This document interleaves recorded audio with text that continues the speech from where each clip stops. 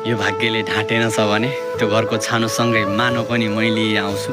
आमा शून्य हुन्छ अब यो घर भन्दै रुँदै थिइन्। ढुक्क हुनु तिमी, म फर्की आउँछु है। कहिल्यै झर्दैन चाहिँ लाग्थ्यो यी आँखाबाट आँसु। आँखै अगाडि बारोए मुटु चिसो भएको थियो है। आधी बाटोसम्म मात्रै छाड्न आएँ है बाबु, सँगाल्न सिकाएको छु। भोलिको चङ्गा तिमी आफै उडाउनु है। यो त खुसीको आँसु भन्दै ढाँटेको हिजो जस्तो लाग्छ है।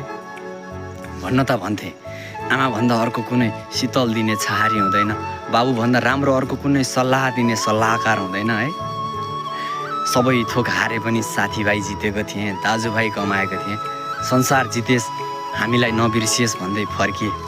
अब मैले तिमीहरू थियौ र त जितेँ भनी भन्नु कसरी है। भइगयो, म परेछ भने आफैलाई निखार्न सकौँ, यो जिन्दगीलाई अझै तिखार्न सकौँ, तर दैव तिमीलाई चाहिँ कहिल्यै धिक्कार्न नपरोस् है।